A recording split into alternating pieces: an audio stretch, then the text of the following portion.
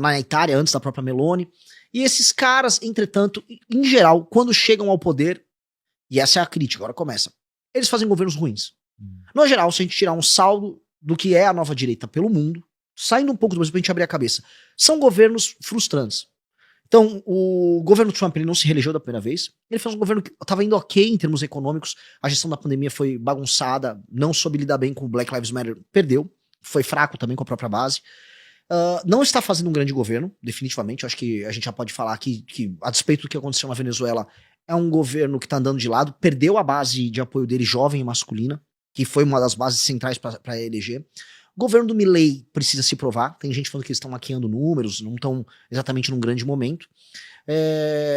Na Europa, definitivamente a Meloni não resolveu a questão da imigração na Itália.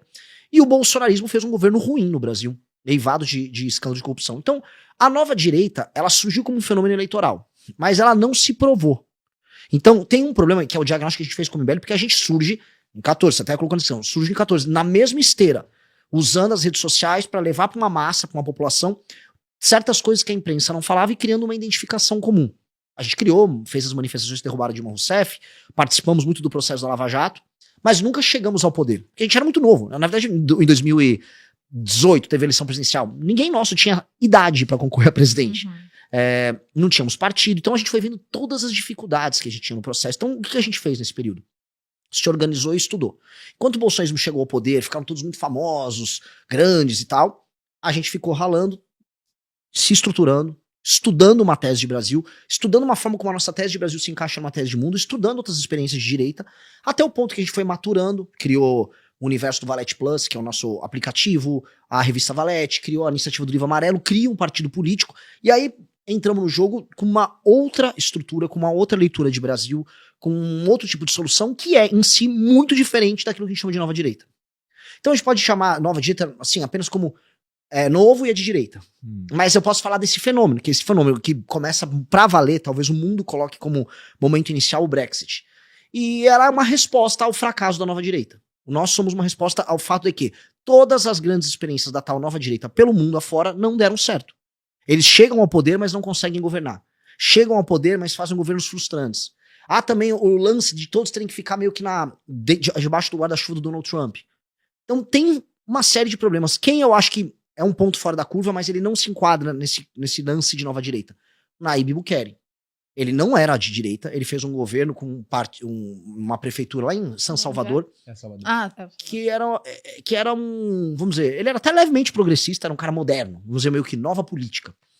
Depois ele vai para a linha do Bitcoin, depois ele vai para a destruição do crime organizado. Só que ele tem parceria com a China, por exemplo, ele defende o sistema público de saúde de El Salvador, não é exatamente um cara de direita. A inspiração dele, aí eu vou trazer aqui onde eu quero chegar. A inspiração dele é o Lee Kuan Yew, que é o homem que transformou Singapura de um buraco favelizado, sem nenhum recurso natural, talvez no país mais... O país que está no topo em quase todos os indicadores que importam no mundo. E eu acho que ele tem que ser uma inspiração pra gente também. Acho que tem uma fórmula de tornar um lugar que é de terceiro mundo em primeiro mundo, que é dada pro Lee Kuan Yew, que não tem nada a ver com ser de direita, ser conservador, não é sobre isso. E eu acho que essa fórmula é uma fórmula que nós precisamos seguir. Cara, e pegando agora um pouco, né? Eu fui pesquisar sobre você. Por que você não concorreu ainda a um outro cargo político? Porque tem pessoas no MBL que ganharam muita projeção, já foram eleitos deputados, tudo. Por que essa primeira experiência você quer vir direto como presidente? Porque eu acho que é o cargo que eu tenho que concorrer. Eu sou um líder, eu sempre fui. Na faculdade eu era líder estudantil, fundei partido. No processo de impeachment da Dilma, eu era o líder do movimento. Eu fui vice-presidente do comitê do impeachment no Congresso Nacional. Eu sou uma pessoa que tem uma postura de liderança. Então, acho natural. Por exemplo, eu não me vejo sendo um deputado federal. Acho que não tem sentido eu ser um deputado federal. Minha função é organizar coisas maiores. Por exemplo, o que é um feito maior? Eu ganhar uma eleição para vereador, para deputado, no Senado, ou montar um partido político do zero. Com certeza montar um partido político. Isso é um poder político que as pessoas olham muito no curto prazo. De agora em diante. Como é esse processo, inclusive, para quem é leigo? Eu, por exemplo, já vi lá atrás quando o Novo fez, mas não me lembro. Eu sei que é muito complicado. Era mais fácil ainda naquela época. Naquela época você coletava as assinaturas, mandava pro cartório, você conseguia a validação no cartório e aquilo era mandado com certidões pro TSE, até você chegar no número necessário. Hoje você tem que coletar as assinaturas. O número de assinaturas necessárias é maior. Por volta de quantos, assim? Conosco foi 547 mil fichas validadas. Muita coisa. E 40. quando você coleta, você tem que fazer uma pré-validação no sistema do TSE, que se tiver qualquer coisa errada no nome da pessoa que foi coletado, ele já derruba. E aí depois que é pré-validado, o sistema do TSE, e aí, acho que o teu público é um público inteligente, ele vai entender. Ele faz... existem, né, a nação brasileira, estados, municípios, e os municípios têm diversos cartórios eleitorais. E tem as zonas eleitorais. Então, toda vez que você sobe no sistema do TSE uma ficha, essa ficha, ela é jogada dentro do sistema deles, dentro da zona eleitoral a qual aquele eleitor pertence, a pessoa que foi coletada a ficha. E aí ele cria randomicamente lotes com as fichas. E você tem que obedecer, na hora de você entregar as fichas, os lotes. Então, não sou nem eu que organizo o lote para mandar pro cartório. Eu tenho que ver o lote que o sistema do TSE criou. E aí é um caos. Porque a forma como eu vou organizar um almoxarifado, ou como eu recebo as fichas, tem que obedecer a um critério que não é meu. Então, é um processo logístico colossal. Existe uma perda muito grande em todo o processo. E o que a gente fez foi, olha, a gente não tem a grana, o que a gente tem? Militância e inteligência. Então vamos meter muita tecnologia no processo. Criamos uma API que conversava com o sistema do TSE pra gente fazer a pré-validação, já no momento da coleta, pra não perder tempo coletando fichas ruins. Começamos a metrificar... Bom, eu não vou ficar dando muitas dicas pra quem tá assistindo aqui, mas a gente começou a observar quais seriam os métodos mais eficientes para a gente coletar essas assinaturas, obedecendo a legislação eleitoral, que é muito restritiva, e como remunerar e premiar os melhores coletores. E aí a gente colocou milhares de jovens ao redor do Brasil coletando, e aí nós conseguimos, a gente coletou 800 mil assinaturas, poderia ter coletado 1 milhão se quisesse, e validamos com uma taxa muito alta de aprovação.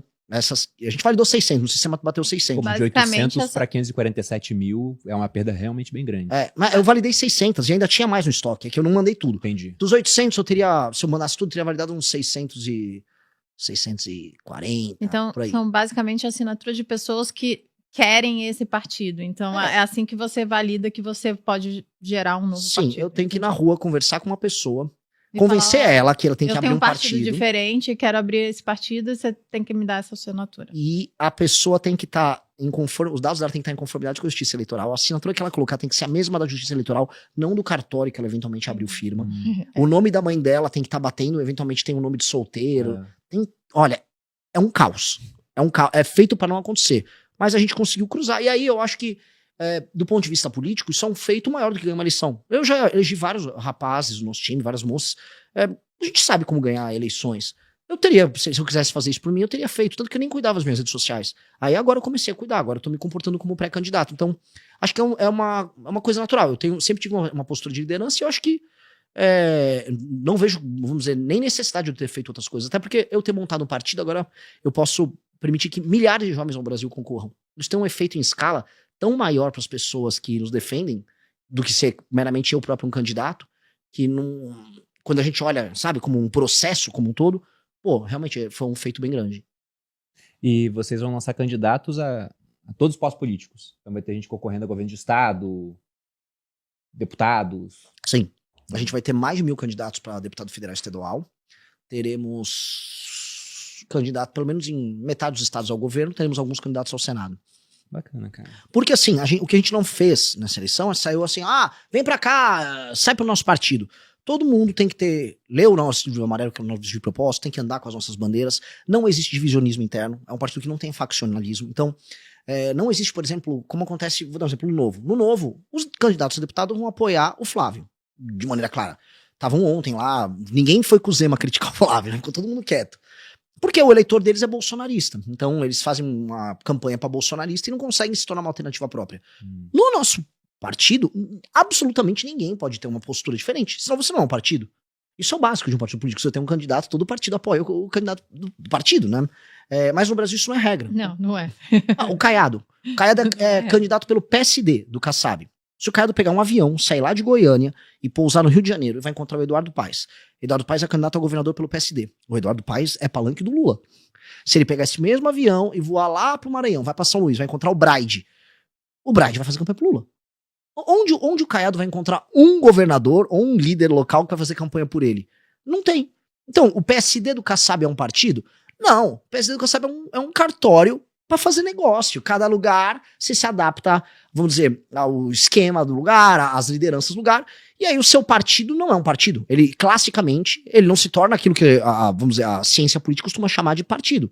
Se eu tento explicar um partido do Centrão, por exemplo, para um gringo, para um alemão, Não entende? ele não entende. Como é que vai tomar partido de alguém? Eles não tomam partido unicamente de alguém. Eles assim, mas calma, mas eles não têm uma proposta? Não, não tem. Inclusive, em vários lugares eles estão com um contra. Eles falam, eles não são um partido? Eu falei, sim, não são um partido. Mas por que vocês permitem isso?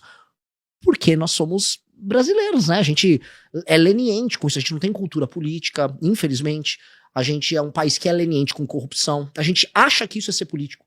A imprensa, só pra vocês pegarem, aplaudiu e falou que foi uma jogada de mestre o Geraldo Alckmin ter virado lulista.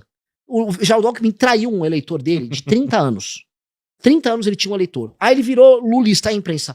Nossa, isso aqui é uma raposa.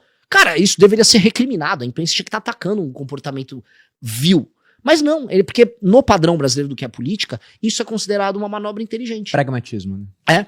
Só que aí, o que acontece, né? De pragmatismo em pragmatismo, o país está piorando. E eu tô falando de maneira objetiva. Porque a gente sempre tem que colocar as coisas em termos comparativos. O Brasil, quando comparado às nações de desenvolvimento, ele cresceu tanto quanto elas ou não? Ele aumentou a produtividade ou diminuiu?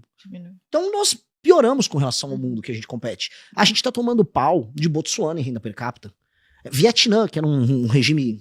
que é um regime comunista, tá dando um pau em industrialização no Brasil. A Índia tá dando um pau em saneamento básico. O Brasil ficou para trás. Ele só tem hoje, sendo bem honesto, uma matéria-prima que ele tá exportando, alguns raríssimos casos de sucesso, a Porto Digital em Recife, Embraer, o agro, e o mercado consumidor, pobre e endividado. Então, óbvio que deu errado esse modelo, né? Mas aí entra a minha crítica à elite, especialmente a elite brasileira, especialmente hoje o mercado financeiro, já que eu num podcast que eu do mercado ouve. O mercado financeiro tem a mania de achar que é muito inteligente ser pragmático. Só que ele não é pragmático, ele é curto prazista. A maior parte do mercado financeiro, donos de banco e tal, eles trabalham no longo prazo com os negócios deles, mas na hora de tomar decisões políticas eles trabalham no curto prazo. Aí o que acontece? Não é o mercado financeiro que manda no Brasil, não é o grande empresariado, não é a galera tech, não é nada. Quem manda no Brasil são políticos do Maranhão, políticos do Amapá, políticos do Piauí, que são os políticos dos lugares mais mal administrados no Brasil. Mas como eles pertencem a famílias que trabalham no longo prazo, são donos daquelas regiões no longo prazo, eles tomam decisões políticas de longo prazo. Enquanto que a elite política brasileira toma decisões políticas de curto prazo. E é por isso que estavam apoiando o Flávio. E é por isso que... não, o Flávio é uma opção. O Flávio não é uma opção. O Flávio... Os Bolsonaro perderam pro Lula. E o Flávio Bolsonaro é o cara com a maior carga de problemas de corrupção em toda a família. Todo mundo sabe. O Flávio não era uma opção. Nem para caso ganhasse o Brasil se tornar um país sério. Basicamente, o Flávio seria uma continuidade dos mesmos escândalos de corrupção, seria um país quebrado, sem nenhuma proposta de Brasil. Mas a galera, não, mas faz preço. Não, porque acho que ele pode indicar um ministro. Pô, galera, até quando a gente vai ficar pensando na migalha? E esse é o problema. A elite brasileira pensa na migalha, num pequeno ganho que pode ter aqui. E eu acho que a gente não pode mais escolher isso. A gente montou um partido que a gente tem que pensar no long run. E como fazer o Brasil ser, nos próximos 30 anos, uma das 5 maiores nações do mundo. Que não é nenhum absurdo pensar que o Brasil pode ser isso. Não é. E é isso que me irrita. Nenhuma discussão política nessas eleições tem como horizonte transformar o Brasil num país que mande. Numa nação que vai sentar numa mesa como essa, com a Rússia, com a China, com a Índia e com os Estados Unidos. Que é a posição que o Brasil tem que ter. Mas hoje não. Nossa posição é tipo... não, eu sei sambar, sabe? É patético. Carnaval, futebol. Futebol nem tanto mais, né? Não, futebol. Então, mas também assim, né? Mas o que você falou é interessante, porque se eu volto 15 anos no tempo, aliás, mais tempo ainda, né? Eu me formei em 2010 na Academia Militar.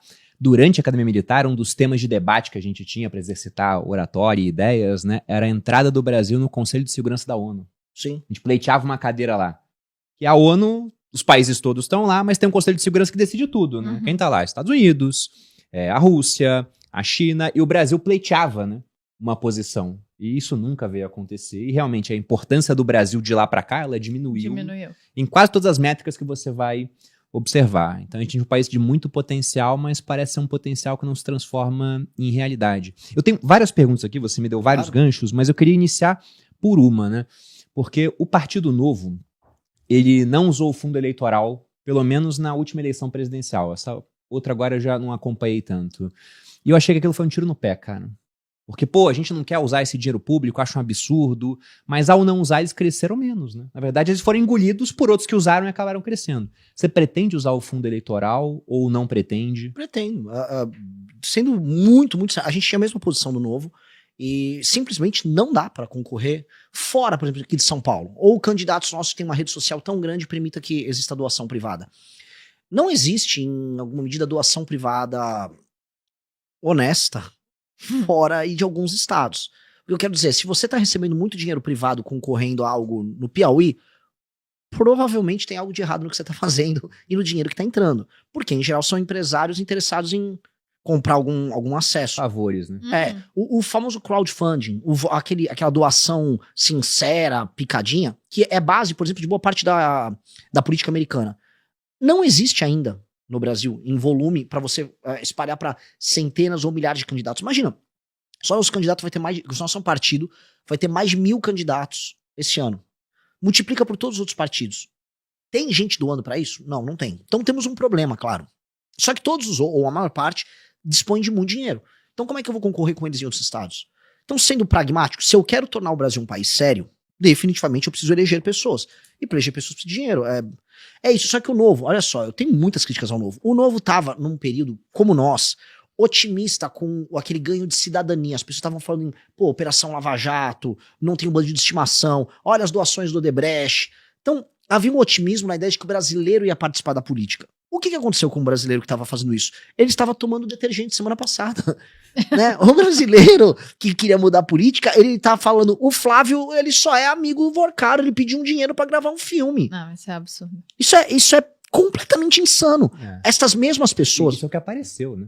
Exato. Não, assim, sendo claro, né? Eu já até falando com jornalistas que fazem cobertura. Vazou pela Polícia Federal. E a Polícia Federal vazou pelo Intercept. Se a Polícia Federal vazou pelo Intercept, isso significa que foi a facção da Polícia Federal lulista. E se eles tiveram acesso àquilo, eles têm acesso a mais coisa. Quem tem acesso àquilo também consegue ter acesso, por exemplo, às quebras de sigilo bancário do Vorcário para saber para onde ele mandou esses dinheiros naquele período de tempo que eles estavam negociando. Então eu acho que vai começar uma tortura com o Flávio. Se eu fosse alguém do outro lado, eu não ia vazar tudo de uma vez. Porque aí Você vai aos poucos, né? vai minando todo o capital social dele aos pouquinhos. Exatamente. O caso justifica de uma coisa e fala, não, foi só isso, daqui a pouco aparece mais e mais. Sim. Ainda fica com fama. Aliás, fama não, a realidade é mentiroso, né? Tá mentindo e tá aparecendo cada vez mais coisas. O que saiu na imprensa foi que a equipe do Flávio não sabia dessa transação. E aí teve uma reunião de emergência. Mas como é que você não conta pra gente? Ele, eu não achei importante e tal. Tem um amadorismo muito grande. E assim, muita gente... É que assim, eu vou ser justo agora com a galera do mercado financeiro. Tô falando dos bancões, a galera que fica tomando essas decisões, que criaram o trade Tarcísio, tentaram o trade Ratinho. Eu sempre falava, cara, olha direitinho o grande mapa, assim, pra você perceber que não vai dar. Eu já sempre falei, não tem candidatura Tarcísio. Não faz sentido pra família Bolsonaro permitir pro Tarcísio candidato. Não dá pra ter o Ratinho, porque o Ratinho tá no Banco Master. O Ratinho vai sair um monte de coisa do Banco Master com o Tayaya, lá no Paraná, ele e o pai vão pular fora. Batata. E pelo menos no caso do Flávio, eles ficaram escaldados e ele não tá conseguindo apoio do mercado financeiro institucional, vamos colocar aí. Tem uns influencers e tal que, não, agora é Flávio, mas difícil. Só que mesmo eles têm que entender, o Flávio é o cara com o maior telhado de vidro de todos. Há muito tempo na política, né? A gente estava discutindo isso hoje, no café da manhã. Todo mundo que está há muito tempo na política tá sujo. Isso é um grande problema. Você é novo na política, então a gente eu tô provavelmente... Não, vou dar exemplo, o Kim. O Kim ganhou a eleição para deputado federal em 18. O Flávio tá há muito tempo, mas assim, você consegue fazer as coisas sem ser ladrão. Eu vou encontrar, mesmo na direita, bolsonarista, e na esquerda, pessoas que não cometem o crime. Estar na política, você consegue fazer sem se sujar. Você não acaba fechando os olhos pra muita coisa? Lá dentro... Uma pessoa lá dentro, entendeu? Até porque... Eu Assim, falo pra Malu, né? Já me perguntaram várias vezes, você não pretende entrar na política? Eu falo, cara, não, porque o círculo à minha volta seria muito insalubre. Você tem que ficar dando tapinha nas costas de cara vagabundo. Que faz um monte de coisa errada, entendeu? Você pode até não se envolver, mas você vai ter que apertar a mão do cara, vai estar junto. Você tem que entender o deputado como se fosse uma espécie de um advogado seu, que vai ter que ser colocado pra negociar com os bandidos. É isso. E o deputado tem que saber isso. Que ele tá ali numa posição de andar com gente insalubre e ter que negociar e ser simpático com gente escrota. Vou dar um exemplo. Para passar um projeto de lei, vou dar um exemplo do Kim. ele precisa convencer vários deputados do Centrão que estão no orçamento secreto. A maior parte dos votos para passar os projetos vão cair nesses caras. O interesse desses caras não é nem um pouco republicano. Eles sabem que o Kim não é do esquema. Então, existe um limite na relação. Só que você vai ter que lidar com o cara. Você tem que lidar com o cara mesmo sabendo que ele tá desviando o dinheiro da saúde na cidade dele, que ele tá vendendo o voto dele pro governo dentro de uma determinada circunstância. É muito escroto. E assim, é cada vez mais escroto com quanto você vai entrando. E conforme você vai afundando nisso, você vai percebendo que a política, especialmente a brasileira, é uma das coisas mais, desculpa o termo, escrotas do mundo. Eu quis fazer esse mergulho, eu tornei minha pré-campanha uma espécie de uma terapia sobre o que é a política brasileira. Que eu quis fazer isso para as pessoas. Porque todo mundo fala assim, o problema do Brasil é o STF.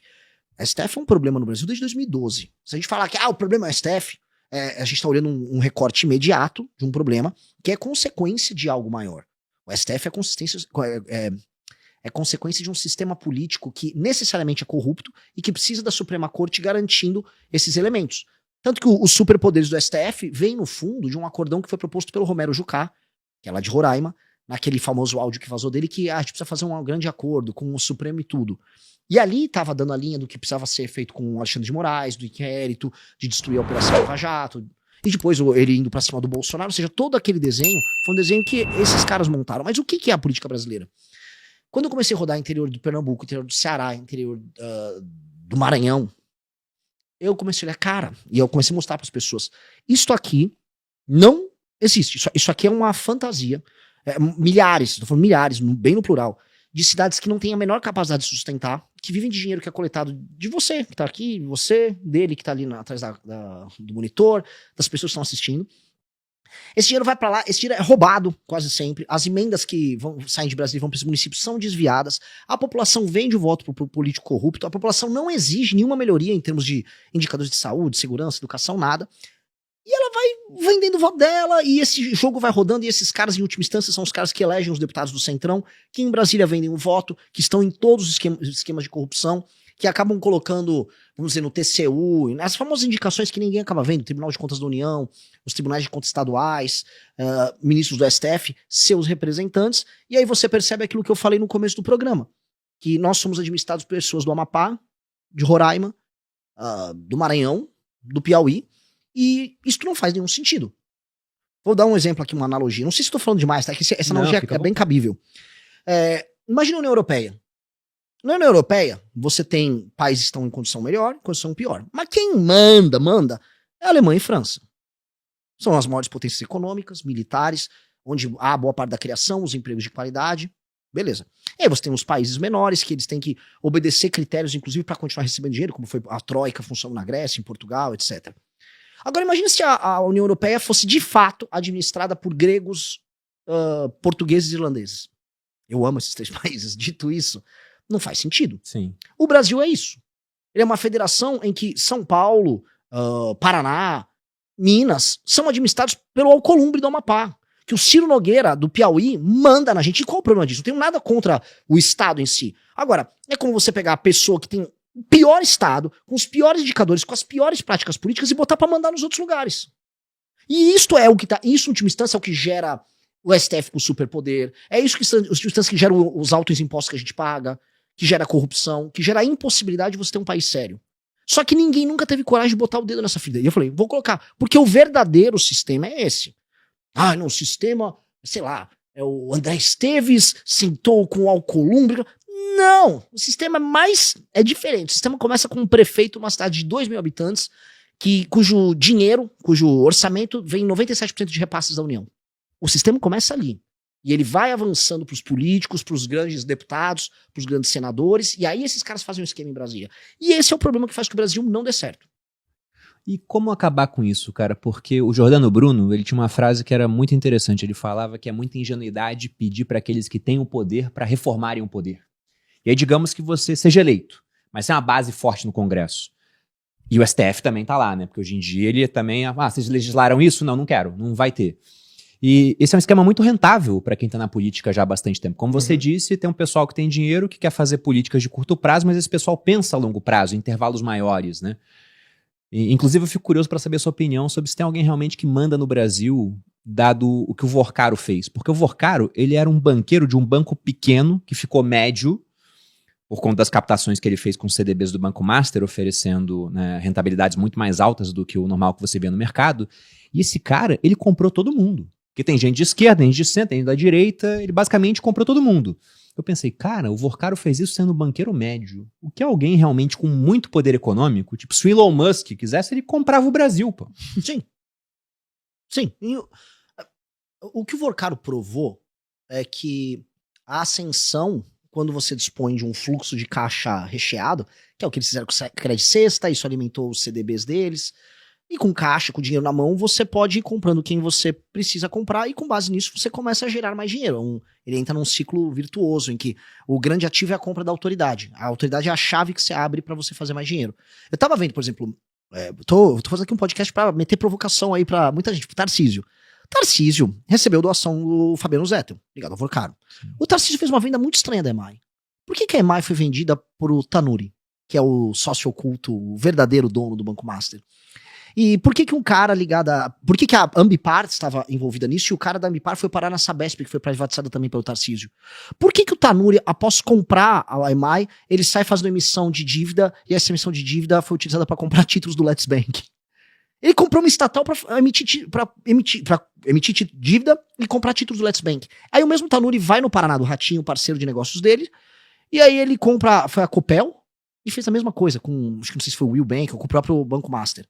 Ou seja, cada chave de acordo político que você abre uma porta em que você tem possibilidade para emissão de mais dinheiro e de dívida, e aí você vai rodando aquele sistema. Até uma hora que o sistema, essa pirâmide ia colapsar, e aí eles foram enfiar ou no FGC ou no BRB. Era o plano dele. Essa ascensão, a gente percebe que ela é muito fácil. Foi eu conversando até com pessoas no mercado financeiro, os grandes banqueiros brasileiros se assustaram. E se você reparar, o plano era perfeito se não fosse o Banco Itaú. Porque quem fez aquela famosa matéria do Piauí, que, né, começou a falar, olha, tá acontecendo um negócio muito grande, que era o caso do Vorcaro, foi basicamente a mando da família dona do Itaú. E o Itaú falou, cara, isso aqui é inaceitável. E ele foi pra cima. E aí o sistema financeiro tradicional, normalmente Itaú, foi pra cima do Vorcaro, e aí entra a Rede Globo, e aí todo mundo vai olhando e falando, nossa, o cara comprou todo mundo. E essa é a verdade, ele comprou absolutamente todo mundo. E foi rápido e fácil. O que eu acho, porque foi rápido e fácil. O escândalo do Master, ele acelera mesmo quando acaba a Lava Jato. E quando não tem mais prisão em segunda instância, e quando todo mundo entendeu que se não tem mais prisão em segunda instância, basta ter contatos no STF e no STJ, que você pode fazer os grandes negócios brasileiros e nada vai acontecer. Eu acho que foi essa motivação do... Pô, ficamos entre 2014 a 2020, todo mundo morrendo de medo que a Operação Lava Jato vai te pegar, todos os amigos foram presos, sabe? Os caras do PMDB foram presos, os caras do PT foram presos, tá todo mundo preso, Marcelo Debrecht foi preso. Puta, acabou, vamos voltar pra festa. Aí eles soltaram aquela energia roubalhenta deles, de anos de retenção, ali, e acharam nada vai acontecer. É por isso que o Alexandre de Moraes tinha um contrato lá com a Viviane Barsi, é por isso que o Toffoli entra no jogo, todo mundo entrou. É curioso que o valor que o Flávio pega pro filme seja basicamente o mesmo valor que o Alexandre de Moraes pega no contrato com a esposa dele.